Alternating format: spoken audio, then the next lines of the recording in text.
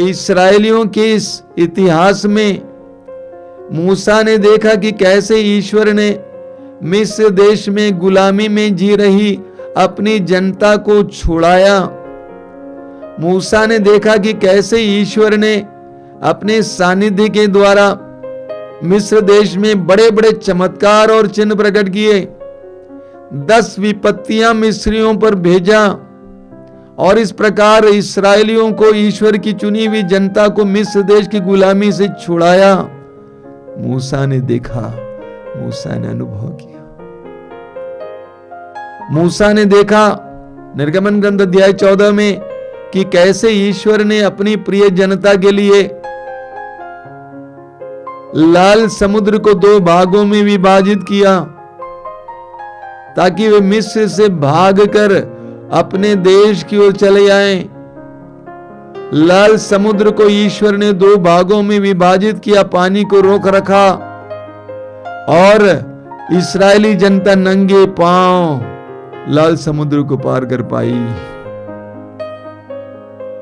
मूसा ने देखा निर्गमन ग्रंथ अध्याय 16 में, मूसा ने देखा कि जब इस्राएलियों के पास खाने के लिए कुछ नहीं था, सारा अनाज समाप्त हो गया था, सारी खाद्य वस्तुएं समाप्त हो गई थी और मूसा की प्रार्थना के द्वारा ईश्वर ने आसमान से मन्ना बरसाया, प्रतिदिन उनको खिलाया।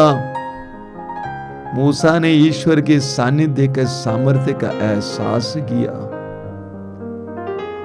मूसा ने देखा निर्गमन ग्रंथ अध्याय 17 में आप पढ़ेंगे कि कैसे जब इस्राएलियों के पास पीने के लिए पानी नहीं था तो मूसा की प्रार्थना के कारण ईश्वर ने चट्टान से पानी निकाल दिया था।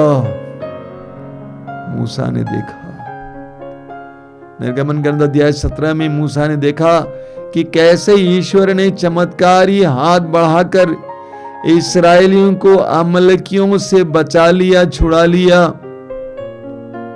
तो मूसा ने यह देखा इस्राएलियों के इतिहास में ईश्वर ने अपने सानिध्य के द्वारा क्या चमत्कार और चिन्ह प्रकट किया था। मूसा ने व्यक्तिगत रूप से भी अनुभव किया था। निर्गमन ग्रंथ के अध्याय 3 में हम पढ़ते हैं कि मूसा अपने ससुर की भेड़ चरा रहा था, लेकिन मूसा ईश्वर के पहाड़ के पास आया। मूसा ने वहां पर उस झाड़ को देखा जिसमें से लपटें निकल रही थी, आग की लपटें नहीं जल रही थी। आश्चर्यपूर्ण चमत्कारपूर्ण दृश्य।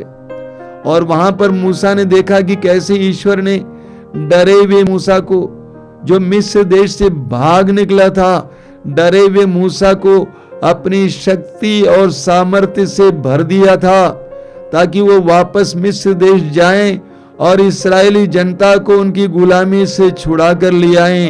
मूसा ने ये देखा, ये अनुभव किया कि ईश्वर के सानिध्य ने उसके जीवन में क्या किया। मूसा ने अनुभव किया था। निर्गमन ग्रंथ के अध्याय 34 में हम पढ़ेंगे, उसके 28 और 29 में वहां पर लिखा हुआ है, मूसा सीनाई पर्वत पर 40 दिन और 40 रात प्रभु के साथ रहा। मूसा सीनाई पर्वत पर 40 दिन और 40 रात प्रभु के साथ रहा। उसने ना तो रोटी खाई और ना पानी पिया। उसने विधान के शब्द अर्थात 10 नियम पाटियों पर अंकित किए। 29 में लिखा हुआ है, जब मूसा नियम की दोनों पाटियां हाथों में लिए सीनाई पर्वत से उतरा तो उससे ये पता नहीं था कि ईश्वर से बातें करने के फलस्वरूप उसका मुखमंडल दीप्यमान है। 40 दिन और 40 रात उपवास और प्रार्थना करते हुए मूसा ईश्वर के साथ था। उसका चेहरा चमक रहा था। ईश्वर के सानिध्य के कारण मूसा ने अनुभव किया था। मूसा ने अनुभव किया था कि कैसे ईश्वर उसके करीब उससे बात करता है। हम पढ़ेंगे विधि निर्गमन ग्रंथ अध्याय 33 उसके वाक्य 9 से लेकर। मूसा लोगों से दूर एक छोटा सा तंबू खड़ा करता था। उसको उसने नाम दिया दर्शन कक्ष। वचन में लिखा हुआ है, दर्शन कक्ष में मूसा के प्रवेश करते ही बादल का खंभा उतरकर तंबू के द्वार पर खड़ा हो जाया करता था। तब प्रभु मूसा से बातें करता था। तंबू के द्वार पर बादल का खंभा खड़ा देखकर सभी लोग तुरंत अपने अपने तंबू के द्वार पर से उसे दंडवत किया करते थे। जिस तरह एक व्यक्ति दूसरे व्यक्ति से बात करता है, उसी तरह प्रभु मूसा के आमने सामने प्रकट होकर उससे बात करता था।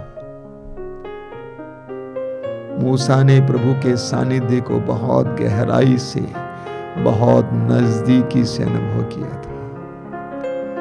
यही कारण है मूसा ने कहा, यदि तेरा सानिध्य हमारे साथ ना चले तो हमें भी आगे ना जाने दें।